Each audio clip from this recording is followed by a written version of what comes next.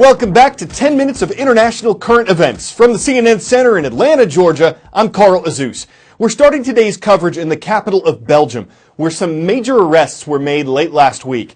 Shortly after terrorists targeted an airport and a subway in Brussels, killing 31 people last month, Belgian authorities went on the hunt for the so-called man in the hat. He was seen in surveillance images at the Brussels airport, walking with two of the suicide bombers in that attack. In police raids across Brussels Friday, Mohamed Abrini was one of 6 people arrested, and authorities say he's confessed to being the man in the hat. Abrini has also been linked to last November's terrorist attacks in Paris, France, that killed 130 people. He's been charged with multiple crimes related to terrorism and murder.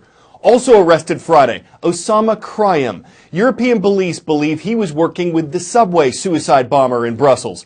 Investigators say the same ISIS terrorist network is responsible for the Paris and Brussels attacks. The U.S. government's considering how it can ramp up its military efforts against ISIS. The terrorist group's name is an acronym for Islamic State in Iraq and Syria, the 2 countries where it's taken over large sections of territory.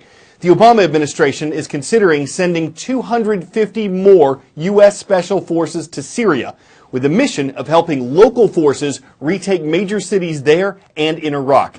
This is in addition to the thousands of U.S. troops currently serving in Iraq. Though President Obama has insisted that American forces would not return to combat there, the Pentagon says some U.S. troops are fighting, but that they don't officially have a combat mission. They're training and supporting Iraqi forces who are trying to take back major cities like Mosul. The Iraqi army's latest offensive was put on hold shortly after it started. Iraqi officials say they need more help to secure territory after it's taken. The stakes, especially near Mosul, are high. It has been described by some as the most dangerous dam in the world.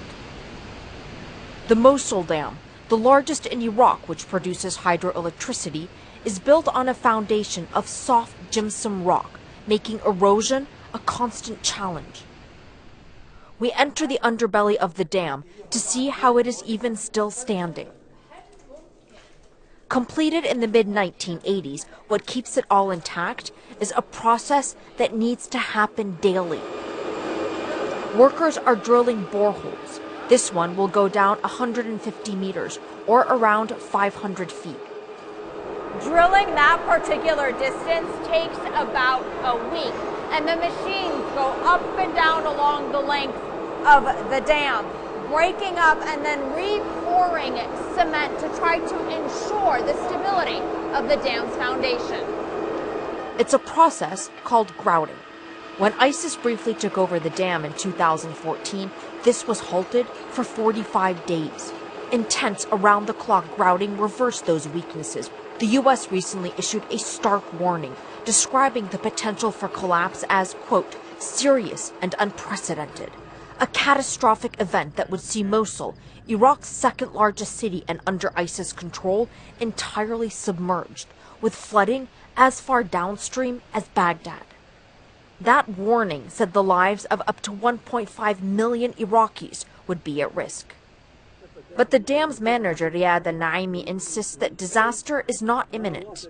If the dam were to collapse when the water level is at 330 meters above seawater, then yes, Mosul would be flooded. But with current levels, there would be minimal damage. The seepage is one of the reasons why, he says, the U.S. is so concerned. But he claims his team has determined that it is not impacting the dam's foundation. Still, last year, the U.S. installed an early warning system they monitor regularly, and there is an urgent need for repairs. Millions of Iraqis are directly reliant on the Mosul Dam in one way or another, but years of neglect by the Iraqi government due to politics, bureaucracy, and corruption are already being felt. Couple that with security concerns that for years kept international companies from taking up the job. An Italian company has just been contracted to repair and refurbish the dam, but work is yet to begin. And in Iraq, where nothing is ever entirely predictable, it is always the best to plan for the worst. From Hawaii to India with a stop in Oklahoma, it's time for the call of the roll. Hilo Intermediate School made a request on Friday's transcript page. The Spartans are watching from the community of Hilo, Hawaii.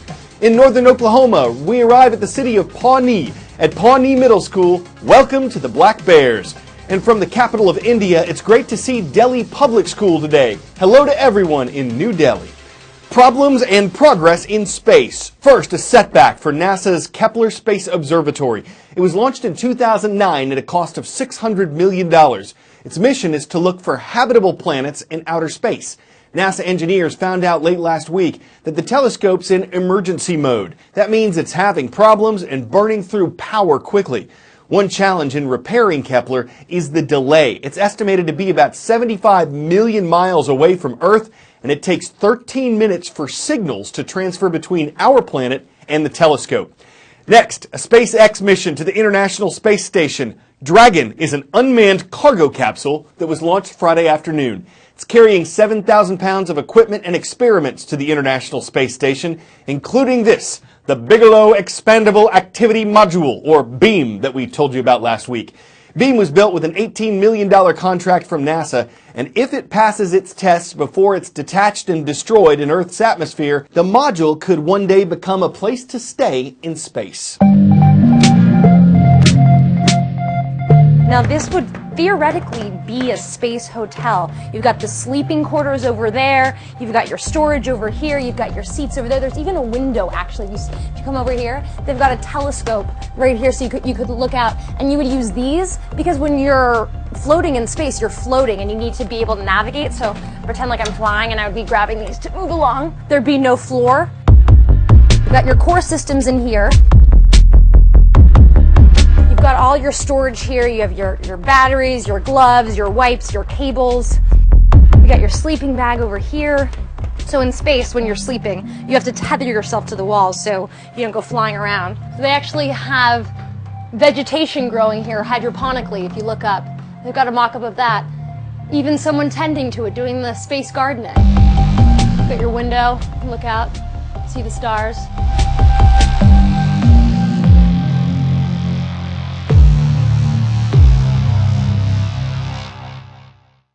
There's another part of the SpaceX mission that went well. Part of the rocket that carried the Dragon cargo capsule into space returned to Earth and for the first time landed intact on a drone ship in the Atlantic Ocean. Each Falcon 9 rocket costs more than $60 million, so being able to reuse them would save a lot of money. Several previous attempts have failed. Falcon 9 rockets have exploded in flight or tipped over and exploded on landing. So last Friday's success at sea was historic.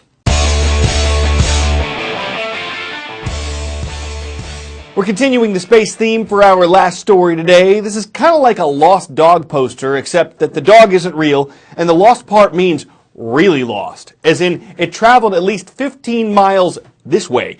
The equipment that took it there fell back to Earth and was located, but the stuffed animal seems to have vanished in thin air.